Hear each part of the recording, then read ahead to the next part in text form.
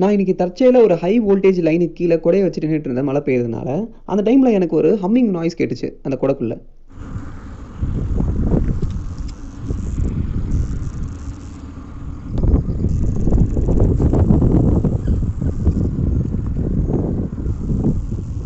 நான் உடனே இந்த ஹம்மிங் நாய்ஸ் எதனால வருதுன்னு சொல்லி ரிசர்ச் பண்ண ஆரம்பித்தேன். அப்போ தான் தெரிய வந்தது, நம்மளை சுற்றி இருக்க ஏர் வந்து ஒரு நல்ல இன்சுலேட்டர், இந்த பிளாஸ்டிக் போல் அது கரண்ட்டை கடத்தாது.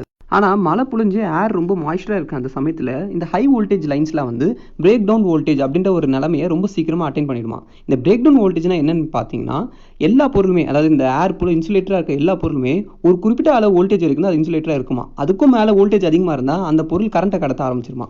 இந்த பிரேக் டவுன் வோல்டேஜ் அட்டைன் ஆகிட்டு ரிலீஸ் பண்ணுற இந்த கரண்ட்டை கொரோனா டிஸ்சார்ஜ் அப்படின்னு சொல்கிறாங்க. அண்ட் இது இருட்டில் நீங்கள் பார்த்தீங்கன்னா ஒரு மாதிரி பர்பிள் கலரில் க்ளோ ஆகும். அண்ட் இந்த பர்பிள் கலர் லைட்டு தான் வந்து ஏரை வந்து வைப்ரேட் பண்ண வச்சு அந்த ஹம்மிங் சவுண்டை கிரியேட் பண்ணுது.